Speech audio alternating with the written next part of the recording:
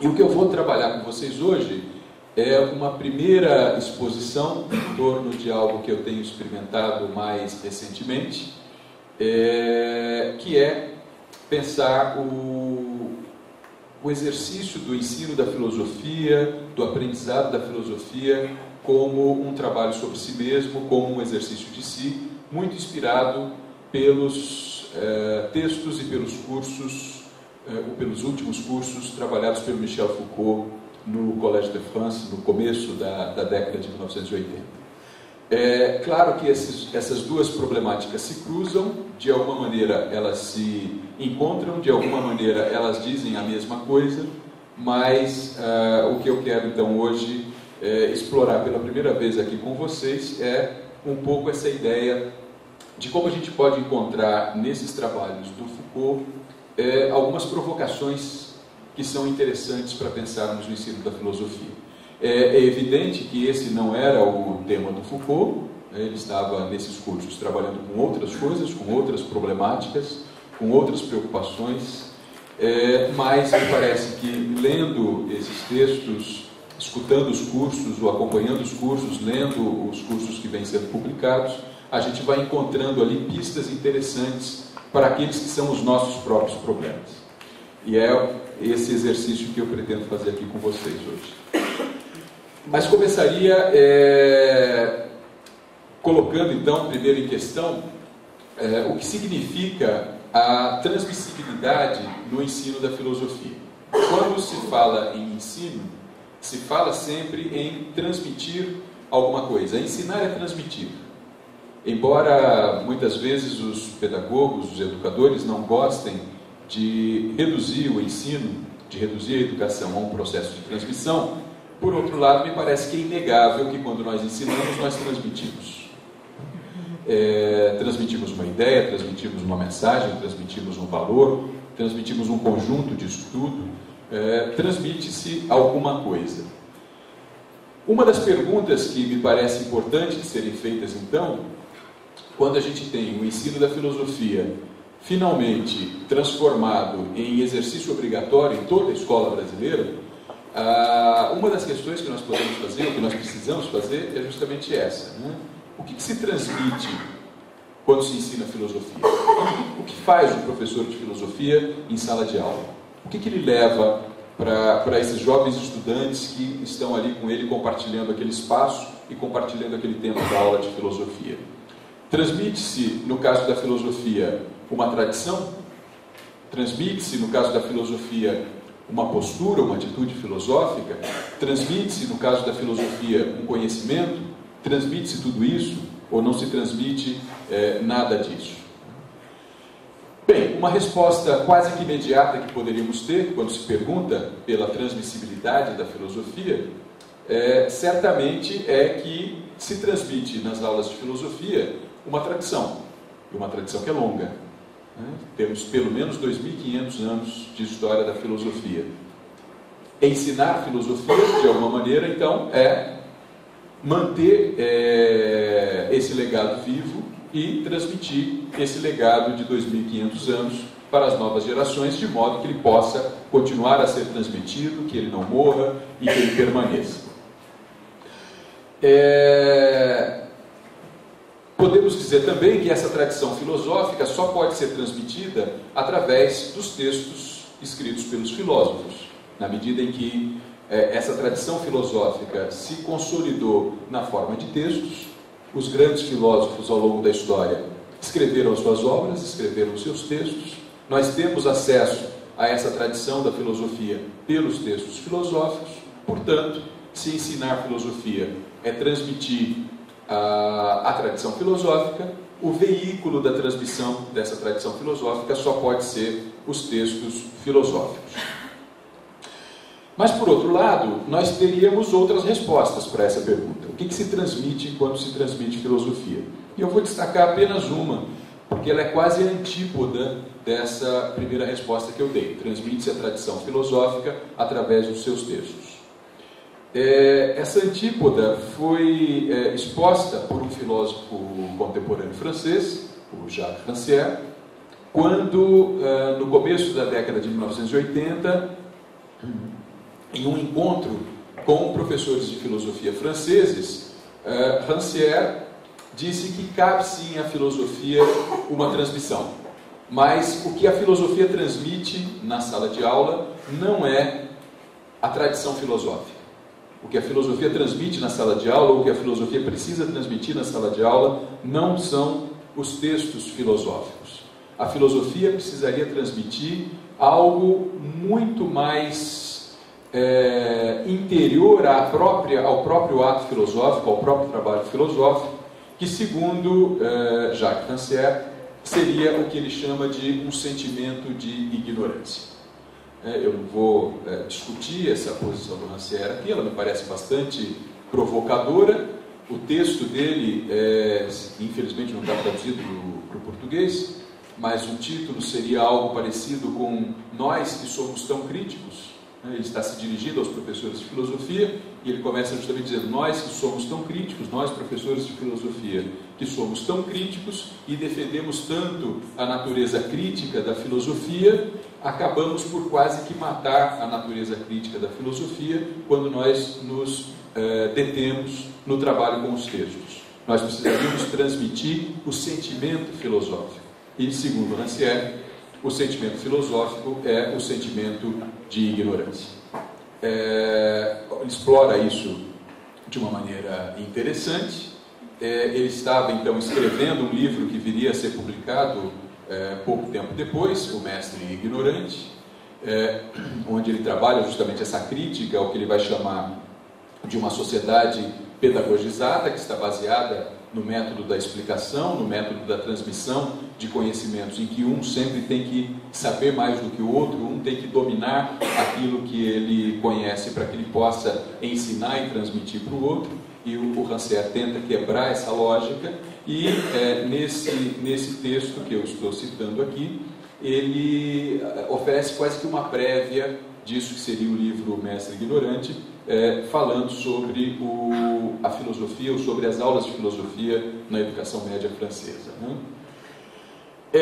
No entanto, eu diria para vocês que essa pergunta, o que se transmite na aula de filosofia, o que se pode transmitir na aula de filosofia, o que se deve transmitir na aula de filosofia, e a resposta de que sim, a aula de filosofia é a transmissão de alguma coisa, é uma resposta hegemônica, mas não é a resposta única. Essa ideia de que se transmite alguma coisa quando se ensina filosofia está amparada numa determinada visão de filosofia. A visão da filosofia de que a filosofia é um saber, é um conhecimento, é uma produção de verdades sobre a realidade.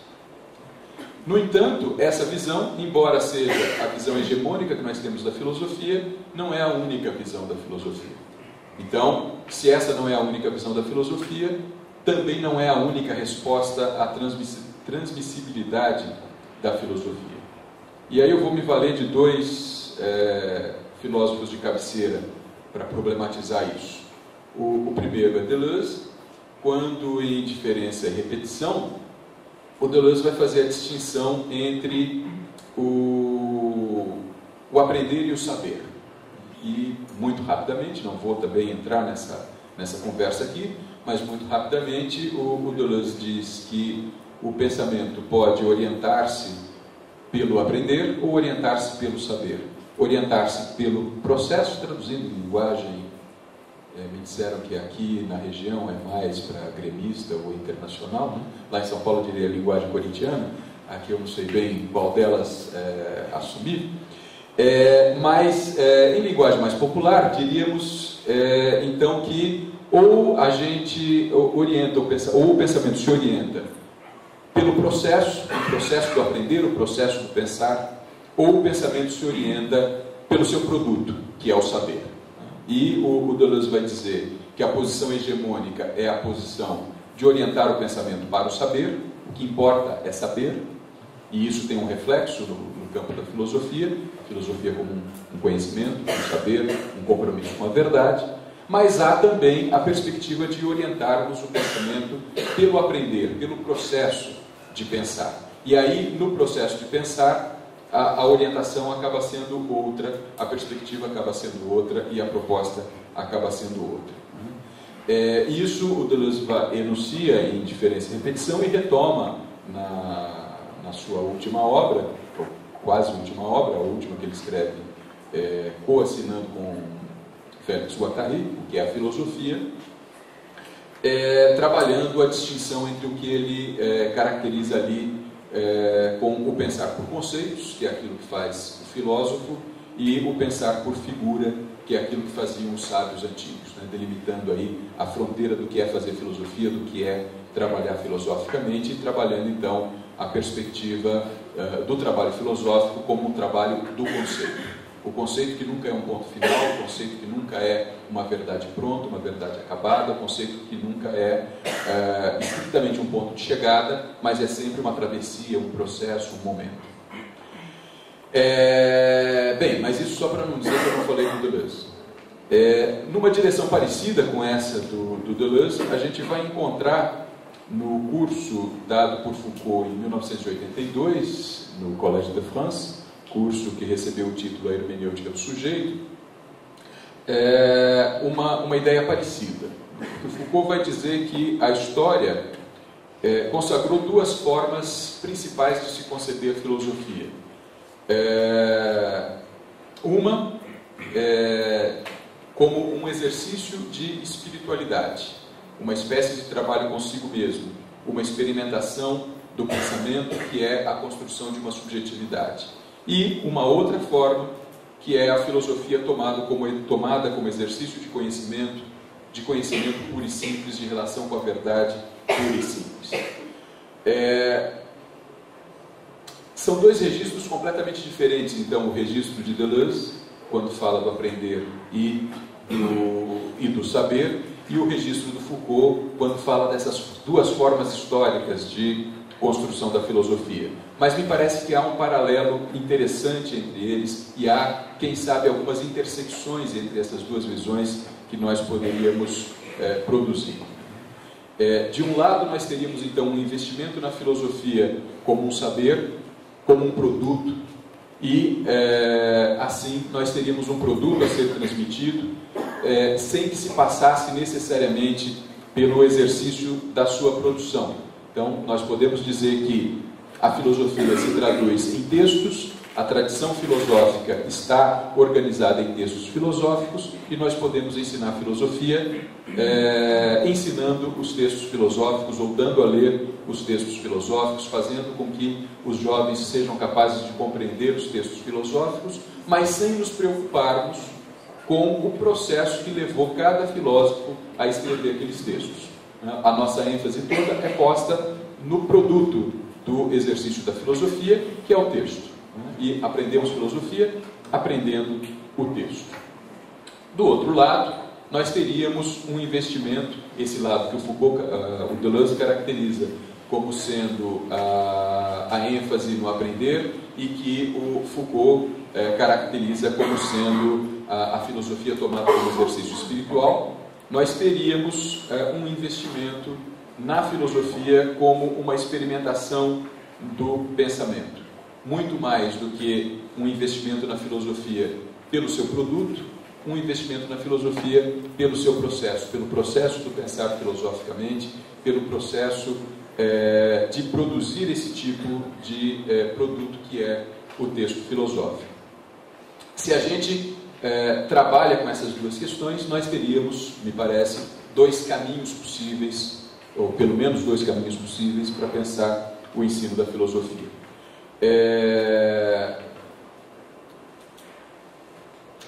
Me permitam trazer aqui um trecho desse curso do Foucault, quando ele diz o seguinte, nesse curso A Hermenêutica do Sujeito: tomemos alguma distância. Chamemos de filosofia, se quisermos, essa forma de pensamento que se interroga não certamente sobre o que é verdadeiro e o que é falso, mas sobre o que faz com que haja e possa haver verdadeiro e falso, sobre o que nos torna possível ou não separar o verdadeiro e o falso.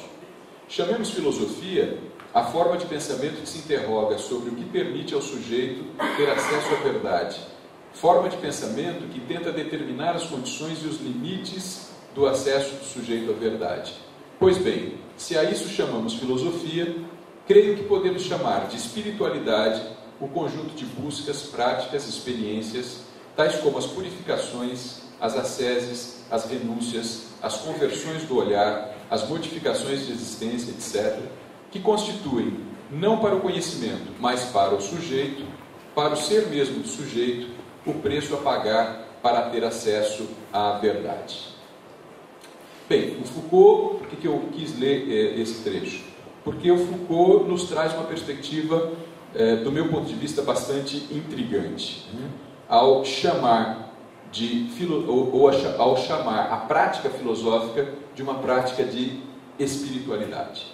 Sabemos que o termo espírito, espiritualidade, está marcado por uma série de questões na contemporaneidade, está marcado por uma série de perspectivas desde a filosofia moderna, e é curioso que o Foucault tenha, então, se valido dessa expressão, trabalhar a filosofia como um exercício de espiritualidade.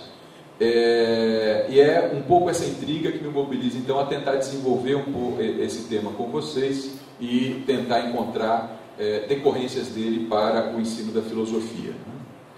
O Foucault vai dizer que essa filosofia tomada como espiritualidade possui 3 características.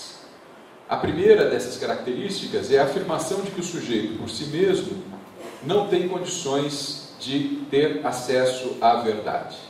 O sujeito, enquanto sujeito, não tem condições de ter acesso à verdade. É necessário, para que o sujeito tenha acesso à verdade, uma espécie de mediação, uma espécie de transformação de si mesmo, para que seja possível o sujeito chegar à verdade. Então, não é uma relação direta do sujeito com o conhecimento que leva à verdade. É preciso que o sujeito medie a sua relação com o conhecimento através de uma relação consigo mesmo, né? E só assim ele vai conseguir chegar à verdade. Isso leva a uma segunda característica, segundo Foucault. Para que haja verdade, é necessário, então, uma transformação do sujeito, uma transformação no próprio sujeito, que o Foucault vai denominar de conversão. Então vejam os termos que ele começa a utilizar para falar da filosofia: espiritualidade, conversão. Qualquer semelhança com termos religiosos certamente não é mera coincidência, mas não é de religião que Foucault está falando. Ele está falando de filosofia, como exercício de espiritualidade e como conversão do sujeito. Para que haja verdade, então, afirma Foucault, há que haver uma conversão do sujeito e uma conversão no sujeito. Por fim, é próprio da espiritualidade que ela produza efeitos sobre o sujeito que a pratica. Um efeito que ele denomina de retorno da verdade sobre o sujeito. Nas palavras do próprio Foucault, eu cito, a espiritualidade postula que, quando efetivamente aberto, o acesso à verdade produz efeitos que seguramente são consequência do procedimento espiritual realizado para atingi-las. Isso é, a verdade não é algo exterior ao sujeito, mas algo que parte dele e age sobre ele, operando nele, sujeito, uma transformação. A prática da espiritualidade, como acesso à verdade, é, nas palavras de Foucault, um exercício sobre si mesmo. Portanto, a prática da filosofia como espiritualidade é necessariamente um exercício sobre si mesmo. Segundo Foucault, durante a antiguidade, as duas formas, isso que chamamos hoje de filosofia e o que ele denomina de espiritualidade, andaram juntas, com uma única exceção. E o Foucault é bastante irônico quando fala desta exceção. A exceção, segundo ele, foi Aristóteles. E Aristóteles, diz o Foucault, é considerado o filósofo antigo.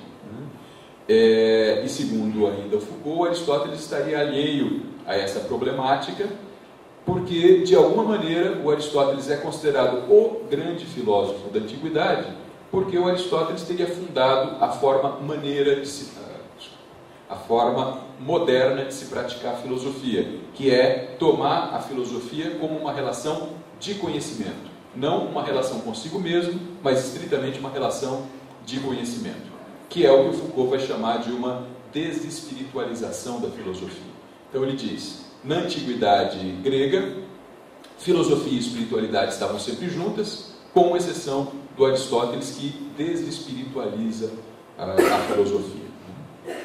E a modernidade, na visão de Foucault, sob o signo do Aristóteles, então, consolidaria essa separação da filosofia com a espiritualidade. E, segundo o Foucault, isso se consolidaria naquilo que ele denomina o momento cartesiano da filosofia. Mas Foucault toma cuidado de dizer que não foi Descartes quem operou essa desespiritualização moderna da filosofia. A única coisa que ele fez foi levar a termo, ou levar a cabo, um processo que teria durado pelo menos 400 anos, e um processo que foi todo ele preparado pelo cristianismo. O grande responsável pela separação da filosofia e da espiritualidade na analítica de Foucault foi o cristianismo. Então, não deixa também de ser curioso, né, que tenha sido justamente uma religião, a principal religião ocidental, que tenha desespiritualizado o pensamento, que tenha tirado do âmbito do pensamento a figura da espiritualidade, justamente para fazer essa separação intrínseca entre o que é o pensamento racional de um lado e o que é a vivência religiosa de outro lado.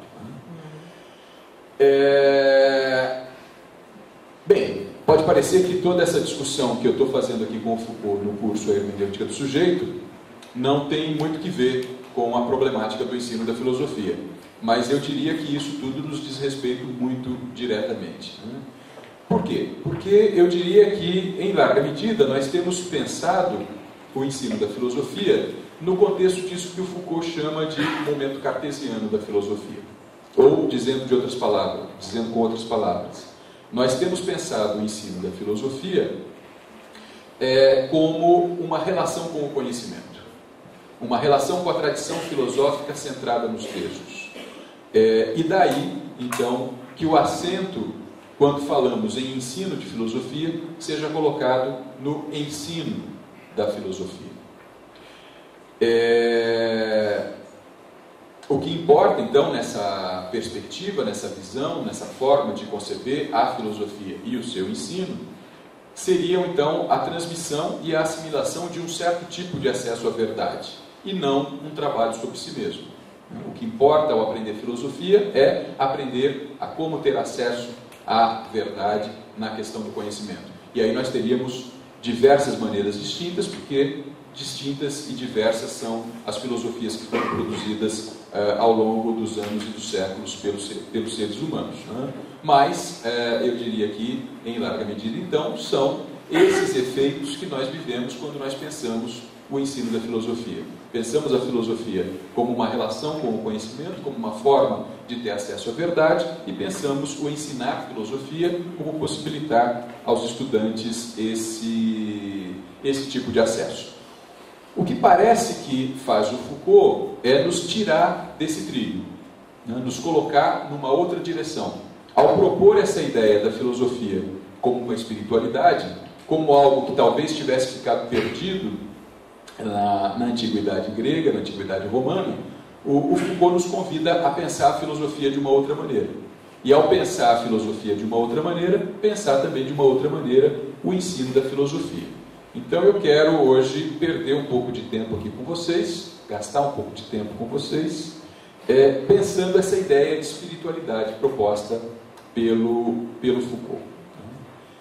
Então vou me demorar um pouquinho nisso, tenham paciência, por favor, mas espero que a gente seja recompensado por esse trajeto. Fiquemos então com essa ideia de exercício espiritual proposta pelo Foucault. Como um exercício espiritual que é uma espécie de conversão do sujeito, um trabalho de si sobre si mesmo, que vai servir de base na obra do Foucault para a proposta do que ele vai denominar uma estética da existência. Pois bem, essa noção de exercício espiritual não foi inventada pelo Foucault, mas ele a tomou de empréstimo de um colega especialista francês em filosofia antiga, que foi Pierre Hadot. Pierre Hadot escreveu uma série de textos trabalhando a filosofia antiga grega como exercício de espiritualidade, e é dos textos de Pierre Hadot, alguns textos ainda dos anos 50, do século XX, é nos textos de Pierre Hadot que Foucault vai encontrar essa noção, vai tentar resgatar essa noção no seu curso, e em vários momentos ele consulta o Pierre Hadot sobre dúvidas que ele tinha na leitura dos textos antigos e comenta isso durante as suas aulas, né? Vejamos como o Pierre Hadot caracteriza isso então.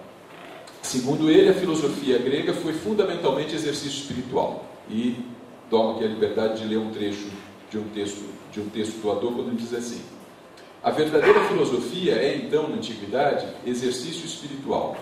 As teorias filosóficas são ou postas explicitamente ao serviço da prática espiritual, como o caso do estoicismo e do epicurismo, ou então tomada como objetos de exercícios espirituais, isto é, uma prática da vida contemplativa que não é ela mesma, ao final, outra coisa que não um exercício espiritual. A própria vida contemplativa, então, é um exercício espiritual. E aí já vemos que o Pierre Hadot discordaria do Foucault, quando Foucault diz que Aristóteles é a grande exceção na filosofia antiga. Para o Pierre Hadot, também no Aristóteles há uma prática da filosofia como exercício espiritual. Mas voltando aqui ao texto do autor, né? Não é, pois, possível compreender as teorias filosóficas da antiguidade sem ter em conta essa perspectiva concreta que lhes dá a sua verdadeira significação. Mas diz o Hadot, que eu encerro a citação, né? Diz o Hadot que essa temática da espiritualidade não é uma temática circunscrita ao pensamento antigo. Segundo ele, ainda hoje, ainda em nossos dias, nos dias dele, no século XX, já não são os nossos, a filosofia segue sendo exercício espiritual em várias direções, né? E ele cita, por exemplo, a filosofia de Bergson. Ele vai dizer que na filosofia de Henri Bergson nós temos toda uma prática da filosofia como exercício espiritual. No existencialismo, em toda a filosofia existencialista do século XX, nós vamos ter uma ênfase também na filosofia como exercício espiritual, ainda que não se use a imagem da espiritualidade para se falar da filosofia, né? Então, a afirmação de Pierre Hadot é que os exercícios espirituais foram certamente a marca da filosofia antiga, mas são ainda um desafio para pensar o presente, para pensar a filosofia em nossos dias, para pensar a nossa própria vida. Há uma discordância interessante entre o Pierre Hadot e o Foucault. O Hadot, disse a vocês, foi um especialista em filosofia antiga. Foucault não era um especialista em filosofia antiga. Ele descobre, talvez um pouco tardiamente, os textos antigos, e descobre os textos antigos justamente quando estava fazendo as suas pesquisas para a construção de uma história da sexualidade. E aí ele se embrenha de tal maneira no estudo dos textos antigos que ele perde o rumo da construção da sua história da sexualidade, né? Mas ele vai dialogar com Pierre Hadot, que, por outro lado, era um especialista, um estudioso dos textos antigos, da filosofia antiga. E o Hadot demarca as suas diferenças em relação ao Foucault, né?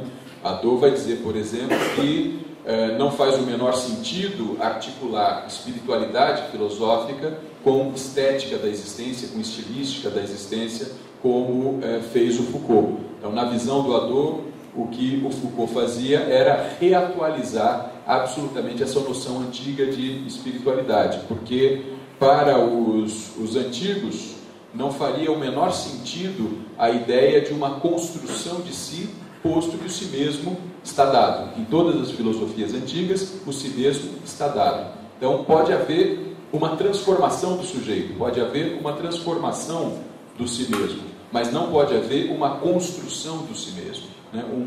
Uma escultura de si, como em vários momentos fala o Foucault. Então, para isso, noções como essa, segundo o Hadot, são um indício de que o Foucault está mais preocupado com o contemporâneo, com os nossos dias, do que com os textos antigos, do que com o pensamento antigo.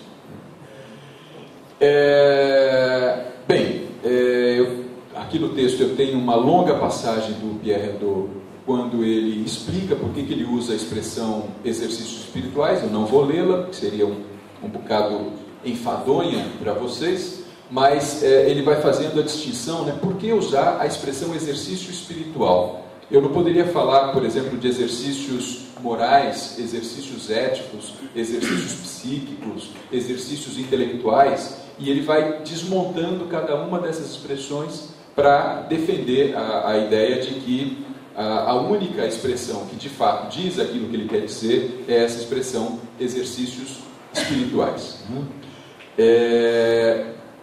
Por quê? Por uma razão central. Não se trata para ele do exercício do pensamento, não se trata do exercício de um pensamento puro, da filosofia tomada como esse exercício de um pensamento puro, mas de uma atividade que implica em todo o psiquismo do sujeito e, sendo assim, se coloca aquém e além do pensamento. Isso que o Hadot caracteriza, então, da filosofia como sendo um exercício espiritual, é algo que está aquém do pensamento e além do pensamento ao mesmo tempo. Ela não é estritamente o próprio pensamento. É o pensamento, mas é mais do que o pensamento. É anterior ao pensamento e é posterior ao pensamento ao mesmo tempo. E é exatamente esse ponto que vai destacar o Foucault ao colocar os exercícios espirituais como uma forma de compreender a prática filosófica, a prática da filosofia, de modo distinto de uma outra visão que centra essa prática, a prática da filosofia, no pensamento e estritamente no pensamento. O Pierre Hadot, voltando à análise que faz o Pierre Hadot, ele destaca que na filosofia antiga predominou essa visão de uma filosofia como prática, sendo que algumas correntes definiram muito explicitamente um conjunto de exercícios do que seria a prática filosófica. Ele vai dizer que nos históricos, por exemplo, a gente encontra isso de modo muito claro, né? Fazer filosofia é desenvolver determinados exercícios mentais e às vezes físicos também, que o Pierre Hadot vai chamar de exercícios espirituais, né? A filosofia não consistiria no ensino de uma teoria abstrata, muito menos na exegese de textos filosóficos, mas ela consistiria no aprendizado de uma arte de viver. Então, para o Hadot, essa é a tônica da filosofia antiga, o aprendizado de uma arte de viver, o que fazia dessa prática, então, algo que diz respeito à existência de cada um, e mais do que algo situado no âmbito daquilo que nós chamamos o conhecimento, seria algo situado no âmbito daquilo que a gente poderia chamar um trabalho sobre si mesmo. Essa arte de viver organizava-se nos mais diversos âmbitos, sendo o primeiro deles uma espécie de terapêutica das paixões, orientada por uma transformação de si mesmo. Essa terapêutica era trabalhada na forma de vários exercícios, que eu não vou entrar nos detalhes aqui com vocês, mas exercícios que culminavam com aquilo que os gregos chamavam de encrateia, o governo de si mesmo, né? O exercício que nos permite que tenhamos o controle sobre as nossas paixões.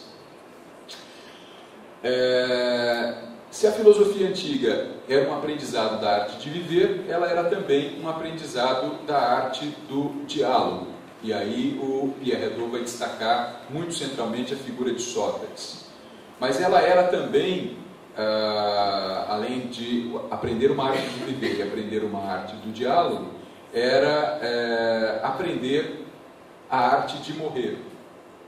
E por fim, diz o Pierre Hadot, a filosofia era também um exercício de aprendizado de leitura. Então, pela filosofia, pelos exercícios espirituais compreendidos como filosofia, nós aprenderíamos a viver, aprenderíamos a morrer, aprenderíamos a dialogar e aprenderíamos a ler. Né? Esse seria o macro conjunto, digamos assim, disso que o Pierre Hadot vai chamar de exercícios espirituais.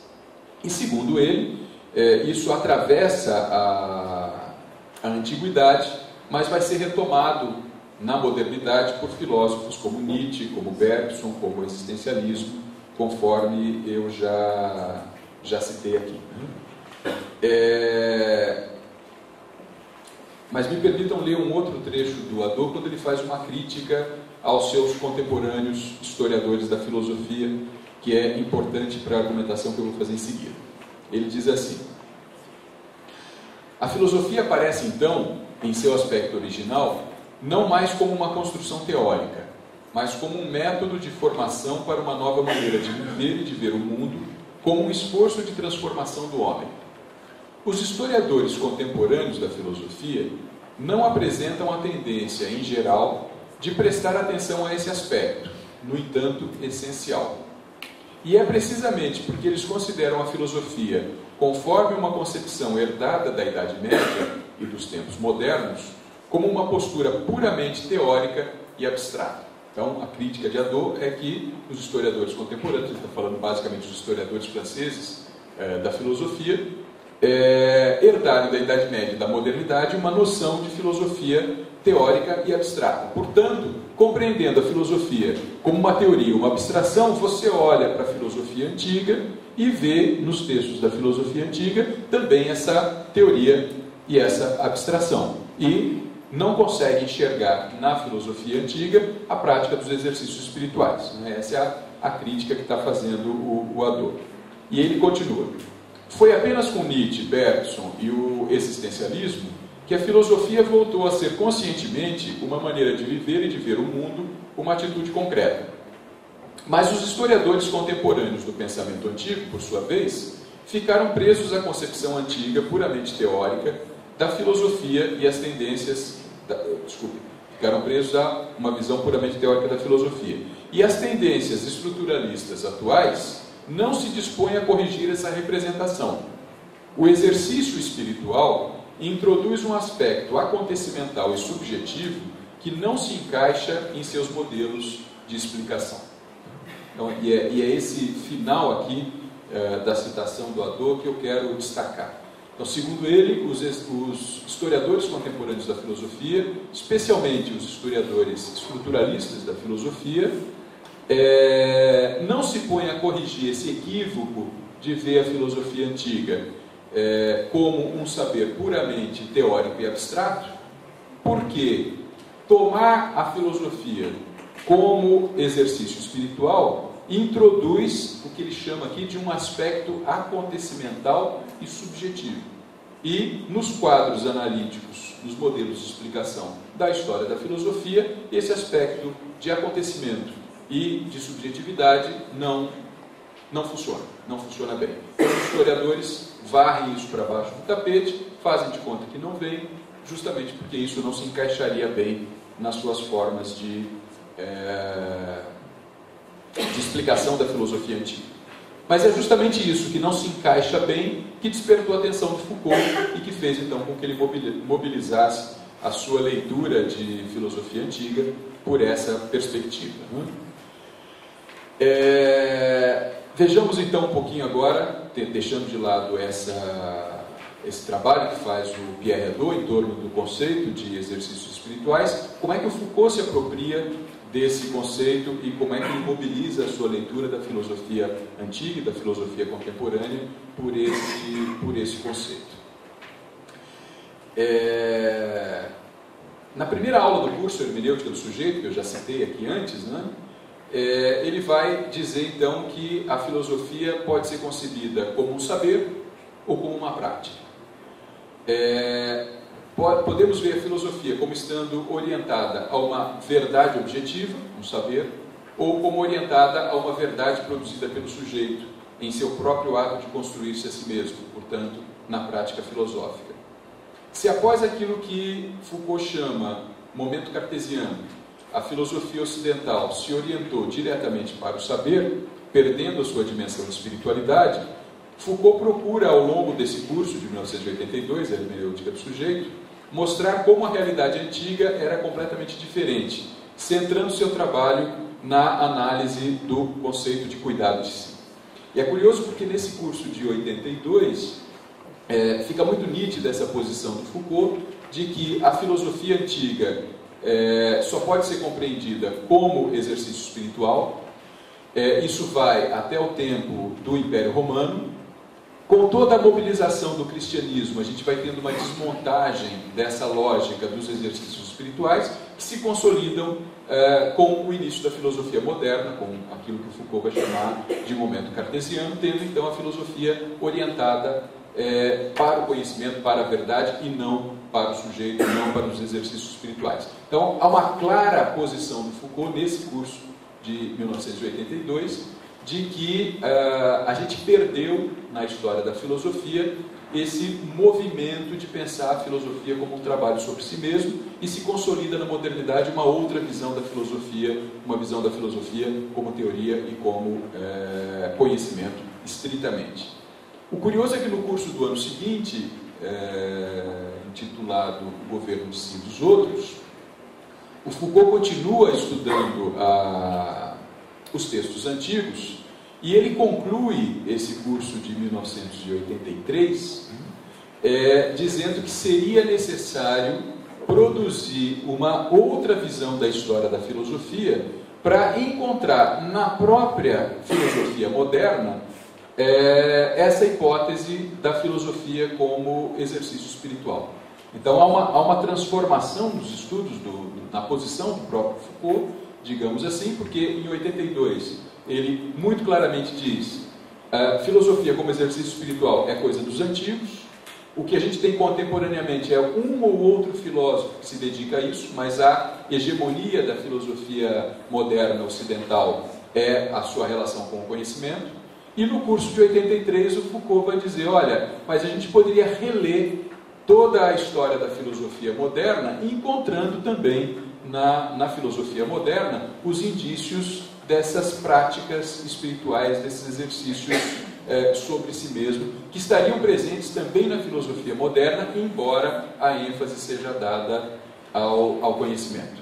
Bom, você sabe que no ano seguinte, em 84, Foucault faleceu e, evidentemente, não levou a cabo esse projeto. Mas ele deixa enunciado, então, no final do curso de 83, que talvez essa fosse uma das direções do trabalho que ele desenvolveria em seguida, né? Esse exercício de leitura da própria filosofia moderna como um exercício espiritual.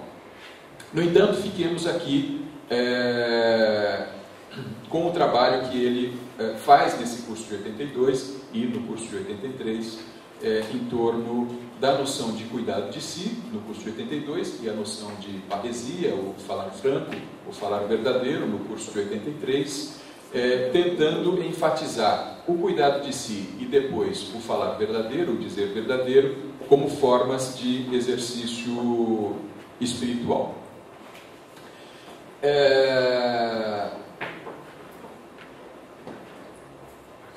Bem, não vou me aprofundar nessas questões, mas eu quero demarcar uma análise que Foucault faz no curso de 83, que me parece muito provocativa para pensarmos as questões do ensino de filosofia. Nesse curso de 83, então, ele está preocupado com essa noção grega de parresia, do falar verdadeiro, que para ele está muito articulada com a perspectiva da política, do pensamento político, da filosofia política. Podemos dizer que esse curso de 83, intitulado pelo Foucault, O Governo de Si e dos Outros, é todo um curso de construção de uma visão da filosofia política grega antiga, centrada nessa noção de parresia, nessa noção do dizer verdadeiro, que no último curso dele, o curso de 84, ele intitularia A Coragem da Verdade, a coragem que tem o sujeito de dizer a verdade, mesmo numa situação em que ele coloca em risco a sua própria vida. Mas ele vai então ler textos antigos, estudar textos antigos, tentando focar essa problemática. E nesse estudo dos textos antigos, ele vai a alguns textos de Platão.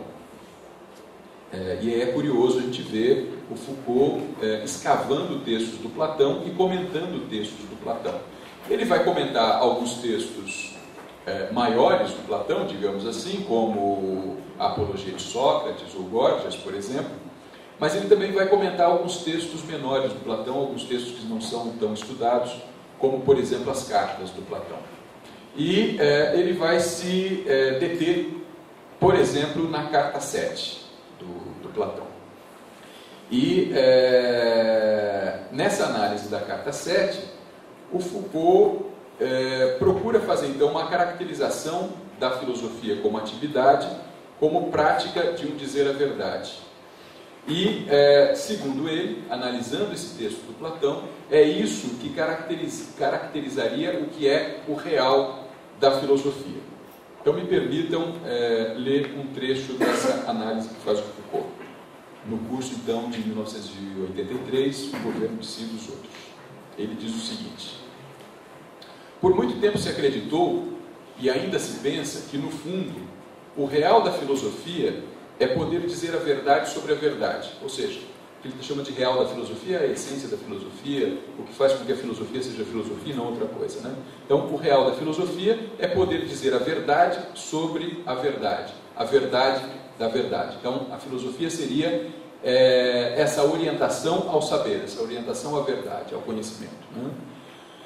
Mas parece-me que, em todo caso, é o que se marca nesse texto de Platão, a carta 7, há toda uma maneira de marcar, de definir o que pode ser o real da filosofia, a real veridicação filosófica, que essa veridicção, mais uma vez, diga a verdade ou uma falsidade. E esse real marca o fato de que a filosofia é a atividade que consiste em falar a verdade, em praticar a veridicção perante o poder. E me parece que, há pelo menos 2 milênios e meio, foi com certeza um dos princípios permanentes de sua realidade. Então, segundo Foucault, ele encontraria, nessa carta 7 do Platão, a ideia de que a filosofia não estava orientada para a verdade enquanto tal, mas a filosofia era uma prática política, uma atividade de dizer a verdade frente ao poder instituído, fosse qual fosse esse poder instituído. E mais adiante um pouco, nessa análise que que Foucault faz do texto de Platão, a prática filosófica é mostrada como um caminho a ser percorrido, e um caminho esse que não pode ser feito sem um guia, sem um mestre. E cito de novo uma passagem de Foucault. As práticas da filosofia são mostradas como um caminho a percorrer, um caminho que aquele que queremos testar e pôr à prova deve reconhecer de imediato, e assim que lhe é mostrado, deve mostrar que o caminho que ele escolheu, o caminho que ele quer percorrer, a cujo fim ele quer chegar, e que de outro modo não pode viver. A partir dessa escolha filosófica que é feita, pois bem, o candidato, aquele que é submetido a essa prova, deve se apressar com todas as suas forças, se apressar também sob a direção de um guia que lhe mostre o caminho, que o pegue pela mão e que o faça percorrer o caminho. E não deve abandonar a direção daquele que o conduz, a não ser que tenha ganhado forças o bastante para se conduzir sem o seu instrumento, para se conduzir por si mesmo.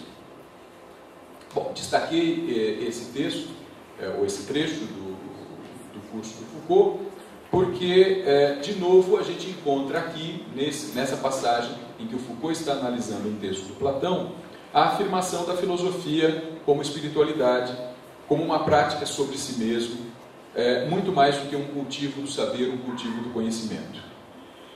Mas será que toda essa preocupação de Foucault se restringe ao estudo dos textos antigos? A mim parece claro que não. E se a gente recorre, por exemplo, a Frédéric Gros, que é um estudioso desses textos do Foucault e que fez a preparação desse curso de 83, no próprio livro em que está publicado o curso, há um comentário do Frédéric Gros, quando ele afirma o seguinte: Foucault não esteve tão na vertical de si mesmo quanto nesse curso, uma vez de que, desde a primeira aula, Foucault pretende, portanto, determinar o seu próprio lugar no interior de uma herança filosófica, como se anunciasse que, através de seus estudos sobre a parresia, ele problematizava o estatuto de sua própria palavra e a definição do seu papel. Então, essa é a análise que faz Frederic Gros do curso de Platão, do curso de Foucault. Foucault, ao estudar os textos de Platão, ao estudar a problemática da parresia nos textos antigos, estava preocupado com o seu próprio papel como filósofo contemporâneo, né? Como alguém que desenvolve uma prática espiritual, uma prática sobre si mesmo, mas uma prática sobre si mesmo que é também uma prática política, é uma prática de relação com os outros, né? Uma preocupação com o papel do filósofo, com o papel do intelectual na sociedade, como nós podemos ver em várias entrevistas do Foucault, né?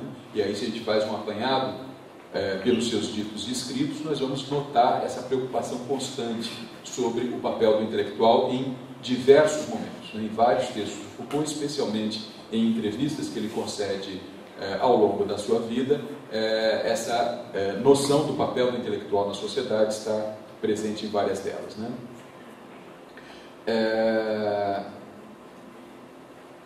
Todo esse estatuto, todo o estudo, então, dos exercícios espirituais na antiguidade, fosse como cuidado de si, fosse como parresia, servia, então, a Foucault para pensar o presente, para tomar uma posição ativa em relação ao exercer a filosofia nos nossos dias.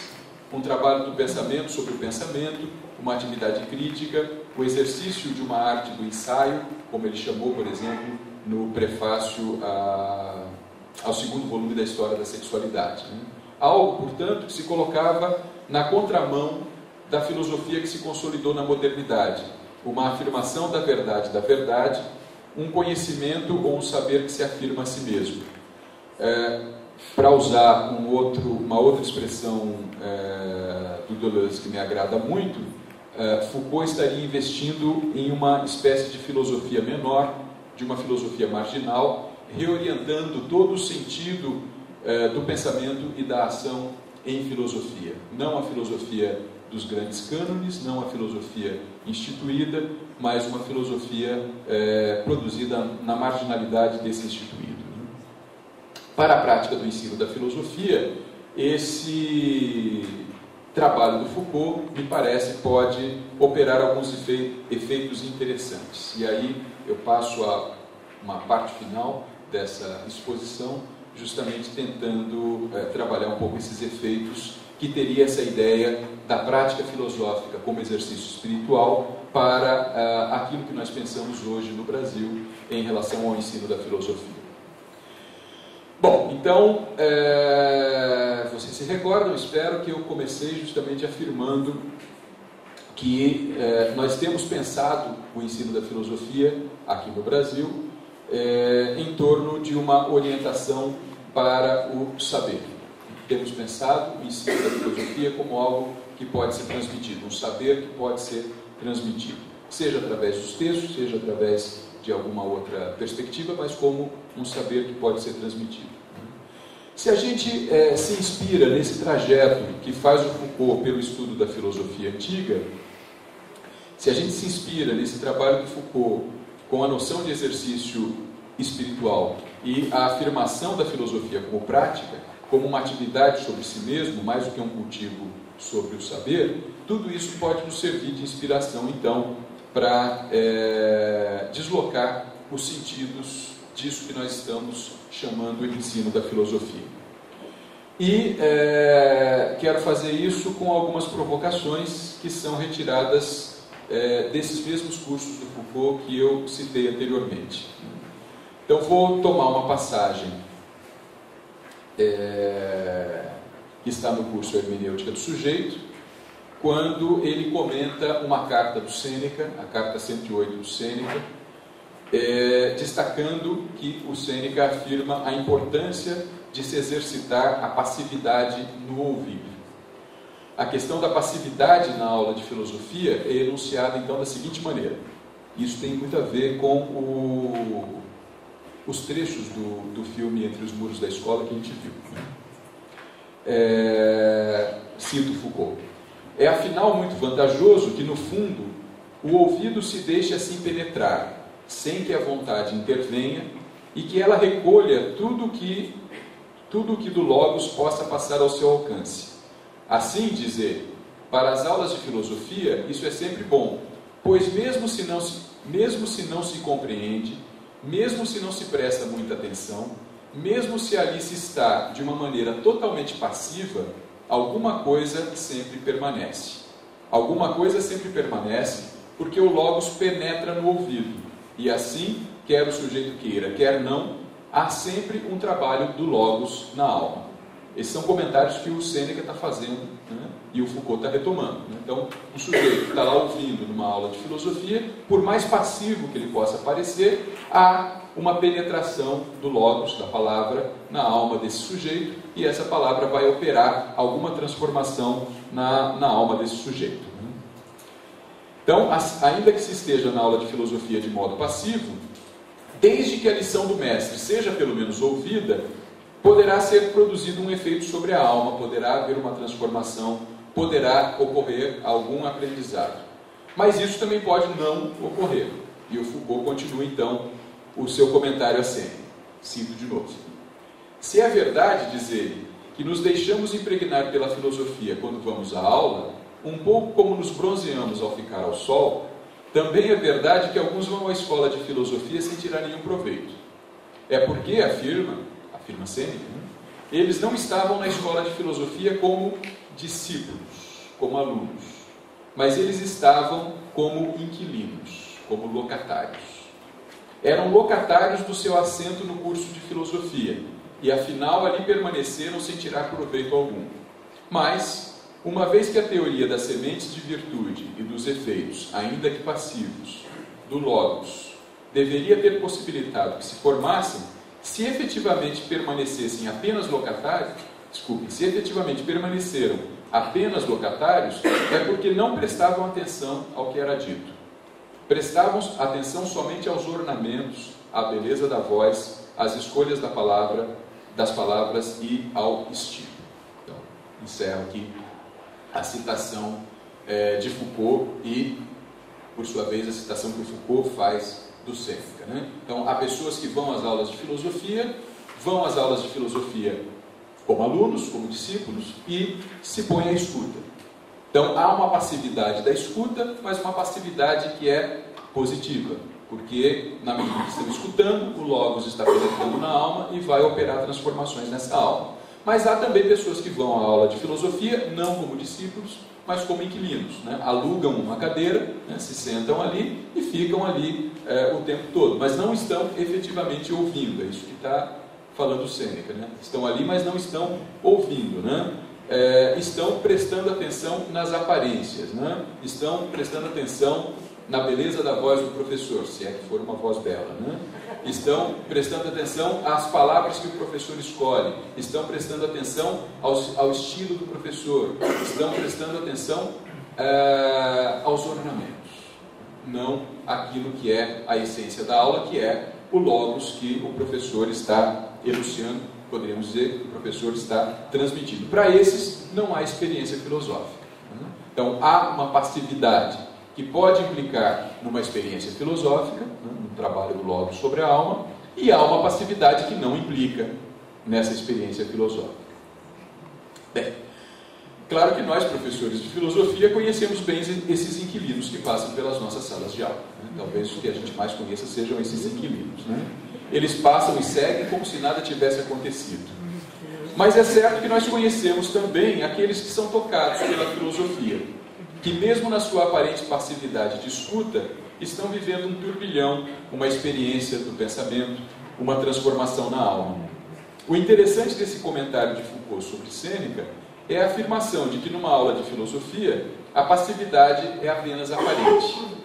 Quando, apesar do ensino, o aprender não acontece, porque o estudante não se deixou penetrar pela filosofia, é porque ele estava ocupado com outras coisas e seu interesse não despertou. Mas quando a filosofia penetra, eu estou botando essa penetração entre aspas, né? Quando a filosofia penetra na alma através da palavra do mestre, a passividade da escuta se converte em um intenso trabalho na alma, uma experiência de si sobre si mesmo, que tem na palavra do mestre apenas o seu início. O aprender filosofia é um acontecimento no pensamento, é uma atividade sobre si mesmo, que começa com a enunciação desse logos pelo professor, mas que não termina simplesmente na aula de filosofia. Poderíamos, assim, à maneira de um parêntese, lembrar uma vez mais Deleuze, com sua visão do aprender como um encontro com signos. O professor emite signos que podem ser capturados ou não pelos estudantes. Quando os signos são capturados, o próprio pensamento é capturado, e o aprender é esse acontecimento, essa passagem de um não saber ao saber.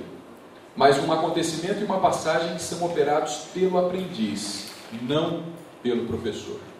A partir dos signos emitidos pelo mestre, sim, mas com um trabalho sobre si mesmo feito pelo aprendiz. De novo, um jogo de passividade e atividade que torna possível a experiência filosófica singular para cada um. Mas voltemos a Foucault. Citei aqui um exemplo do curso de 82, a hermenêutica do sujeito. No curso de 83, o governo de si e dos outros, encontramos uma outra provocação interessante. Mais uma vez, trata-se do comentário à Carta 7 de Platão. Agora, quando este, Platão, trata da transmissão da filosofia e das formas do seu aprendizado. E aí, me permitam, eu vou destacar dois pequenos trechos da análise que faz o Foucault. O primeiro, ele diz o seguinte: esse percurso das matemata, essa informação do conhecimento em fórmulas ensinadas, aprendidas e conhecidas, isso não é, diz o texto de Platão, o caminho pelo qual passa efetivamente a filosofia. As coisas não acontecem assim. Não é ao fio das matemata que a filosofia se transmite. Como se transmite? Pois bem, ele diz: a filosofia se adquire por sinosia peritopragma. E um pouco adiante, ele utiliza o verbo sisen.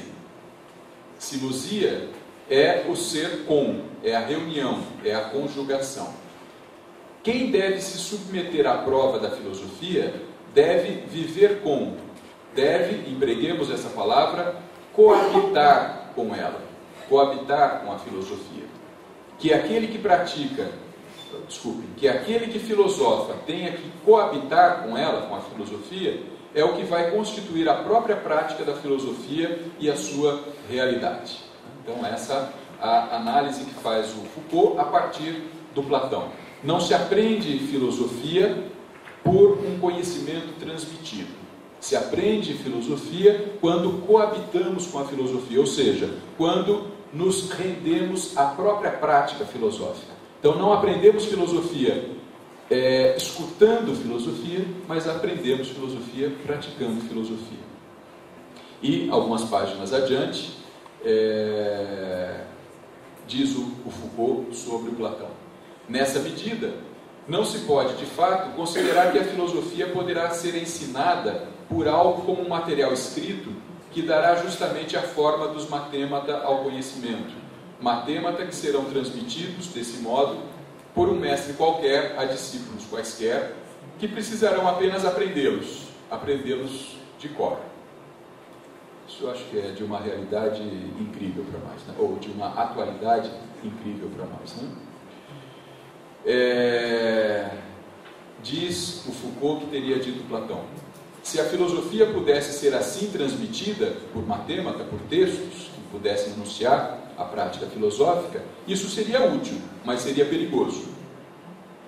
Seria perigoso para os que efetivamente, não sabendo que a filosofia não tem outro real senão as suas próprias práticas, imaginariam conhecer a filosofia, tirando disso vaidade, arrogância e desprezo pelos outros, e, portanto, seria perigoso. Quanto aos outros, aos que sabem perfeitamente que o real da filosofia está nela própria, nas suas práticas, pois bem, para esses, o ensino pela escrita, a transmissão pela escrita seria totalmente inútil. Os que sabem o que é realmente o real da filosofia e que praticam esse real da filosofia, não precisam desse ensinamento explícito sob a forma das matemata. Basta a eles uma indexis, uma indicação. É através dessas estruturas da indicação que o ensino da filosofia poderá ser praticado. Bom, então, aqui o comentário que faz o Foucault a como Platão pensaria o ensino da filosofia. Não um ensino da filosofia através de textos, não um ensino da filosofia através de enunciações didáticas daquilo que pode ser ensinado, mas o ensino da filosofia a partir de indicações práticas de como proceder na experiência ou na experimentação do pensamento filosófico. O que vemos nesse comentário, então? Exatamente uma crítica a como temos concebido hoje o ensino da filosofia, que tem sido pensado como a transmissão de um saber. Escolhem-se temas, escolhem-se autores, textos de filosofia a serem transmitidos aos estudantes, como quem transfere uma propriedade. Alguém não possuía um saber e, como resultado das aulas de filosofia, passa a possuir esse saber. O que fará com ele, se fará algo com ele, não importa. Importa que ele seja transmitido e que ele seja recebido. E para isso se criam formas que procuram ser as mais eficazes possíveis para esta transmissão. Estas formas de transmissão constituem aquilo que Platão denominava matémata, que podem ser articuladas na forma de texto e assim disseminadas e assimiladas.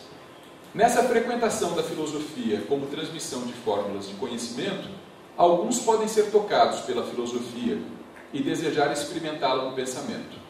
A maioria, porém, provavelmente permanecerá como inquilino dos bancos da sala de aula, que ali estão com outros propósitos, sem aproveitar praticamente nada das aulas de filosofia. Mas, dizia Platão, não é pelo contato com essas formas transmissíveis que aprendemos filosofia. Ao contrário, é por uma espécie de convivência, por um estar junto. Aprendemos filosofia não fazendo como alguém, mas fazendo com alguém. E aqui de novo eu estou fazendo um eco a Deleuze. Aprendemos filosofia não fazendo como alguém, mas fazendo com alguém, junto com alguém, estando junto a alguém,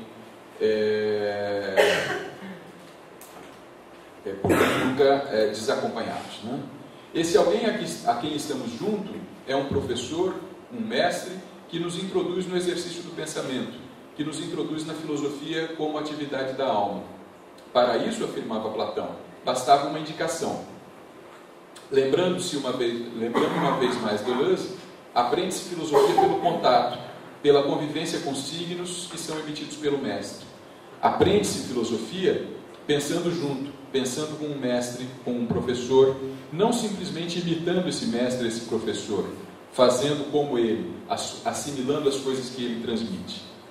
O que temos aqui, penso eu, e com isso eu vou concluindo, o que temos aqui é um completo deslocamento naquilo que temos denominado ensino de filosofia.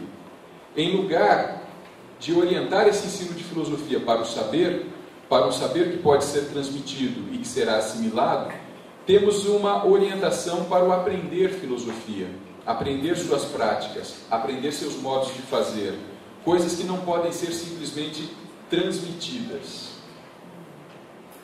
É preciso estar é preciso estar junto, viver a filosofia, viver seus exercícios espirituais, viver a experiência de pensamento no próprio pensamento, para que ela seja aprendida. Mas esse aprender, embora seja singular, embora seja de cada um, nunca é solitário. É necessária a relação com o outro que pratica, que vive a filosofia e que por isso pode convidar a fazer junto, a fazer com ele.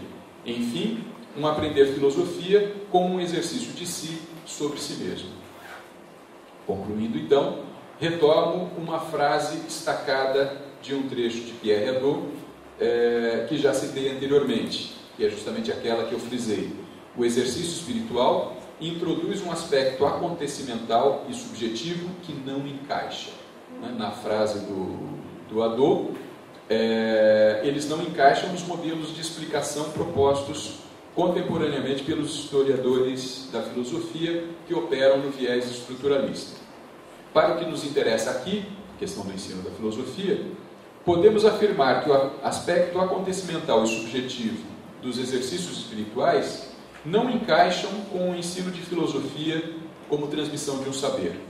Eles introduzem nesse sistema algo de incontrolável, mas também algo de incontornável, algo de singular, para além da massificação que se busca com a transmissão do mesmo. É nesse desencaixe, nesse incômodo com a lógica estritamente escolar da transmissão de um ensino de filosofia pensado como experimentação do pensamento, orientado para o aprender, que se pode produzir alguns efeitos interessantes. Desestabilizar essa lógica instituída, desestabilizar o pensamento como recognição, para dizer novamente com Deleuze, para forçar uma outra lógica, uma outra forma de pensar, uma outra prática de si, um trabalho sobre si mesmo, um trabalho do pensamento no pensamento.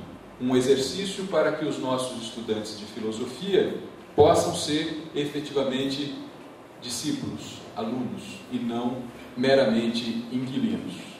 Do meu ponto de vista, isso parece ser algo interessante pelo que vale a pena lutar quando nós falamos em ensino de filosofia no Brasil hoje. Obrigado pela paciência de vocês.